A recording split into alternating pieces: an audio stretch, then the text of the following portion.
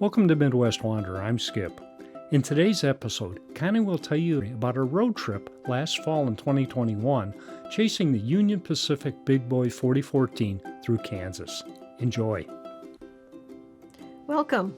Today we're talking about the Union Pacific BigBoy 4014 steam locomotive and the experience Skip and I had last year chasing it from Kansas City, Missouri to Salina, Kansas. And we weren't the only ones doing that. Train buffs love these old steam locomotives, and it's so cool that the Union Pacific has brought at least one of them back to life. Here's a little background. There were about 25 of the big boys built in the early 1940s, and they were used to haul freight over the mountains out west. The Union Pacific used them until 1962. That's when more efficient diesel-powered engines were developed and took over. Today, I believe there are 8 of the big boys still in existence, mostly in museums. But when the 150th anniversary of the first Continental Railroad was coming up in 2019, Union Pacific wanted to do something special. So in 2013, they reacquired the BigBoy 4014. It had been at the Rail Giants Museum in Pomona, California. They started restoring it, getting it ready for the 2019 anniversary run. And that run, it spent a lot of time through the Midwest, including in Illinois. And Skip was able to catch it in the Chicago suburbs.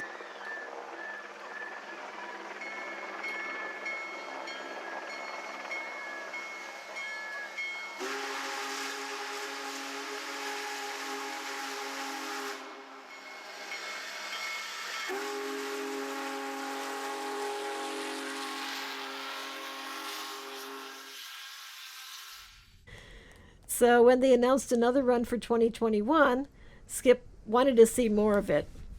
And I remember when he told me he wanted to chase the train. Yeah, of course I went along with it. It was a road trip. I love road trips. But to be honest, I thought it'd be kind of boring standing around watching the train all day. But boy, was I ever wrong. It was actually fun trying to beat the train to its next stop, getting video footage and snapshots in different locations. We started at Union Station, Kansas City, Missouri. And we got there, parked, went into the station.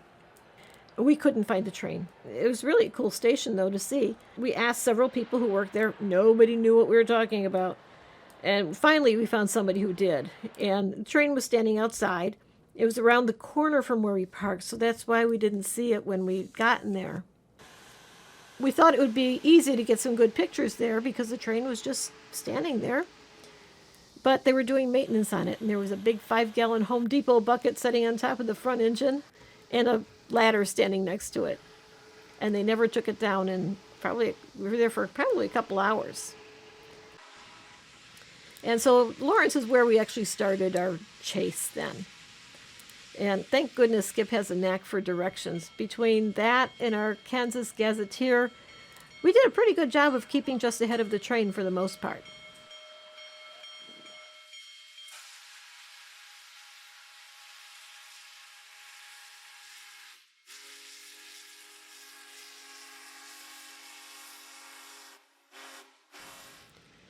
After leaving Lawrence on our way to Topeka, we saw a bunch of people standing at a crossing. So Skip decided to join them to get some shots as the train came through. Some of the places were a real challenge, though, places that we stopped, just trying to find a spot to park. Like Topeka. The train had already pulled in by the time we had gotten there because we had taken the time to stop earlier. And I think half the city came out to greet the train. So I jumped out of the car, snapped a few pictures, and that's where I got yelled at, too, for stepping too close to the tracks. Or maybe it was even on the tracks, I don't know. The next stop was Silver Lake. It wasn't a place that we had planned in advance to stop and see the train, but it was going to be coming through there, and we found a good vantage point. And there was a school nearby. The teachers brought the kids out to see the train, and it was really cute to see their excitement about it.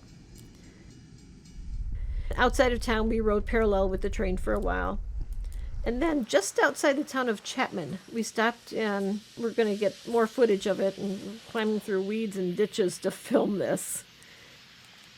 Abilene was next, and that was another one of those crowded cities. We had nowhere to park, and I could only get photos from a distance. And then after that, we went on to Salina, where the big boy and we would spend the night.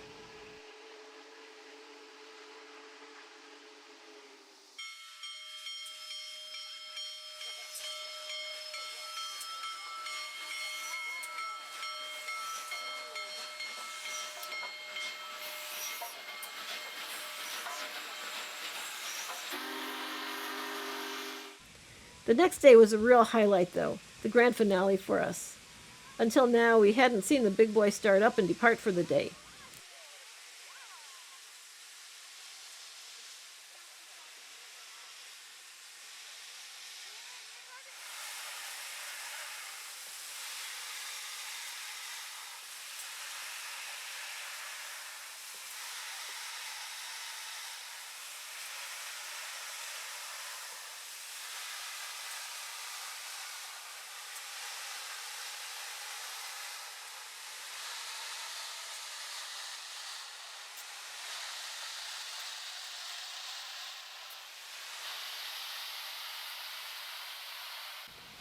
So that was our big chase.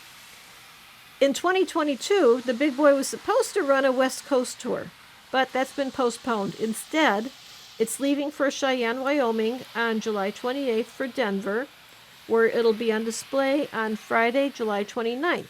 If you visit, you'll be able to go through the new rail car that they have. It's called Experience the Union Pacific.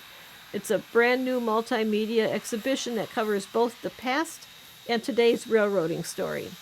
So if you can make it to Denver at the end of July, that's what you'll see. We're going to hold off and see what the Union Pacific has in store for future tours. That's it for this episode. Thanks for watching. And remember to subscribe to Midwest Wanderer if you haven't done so already.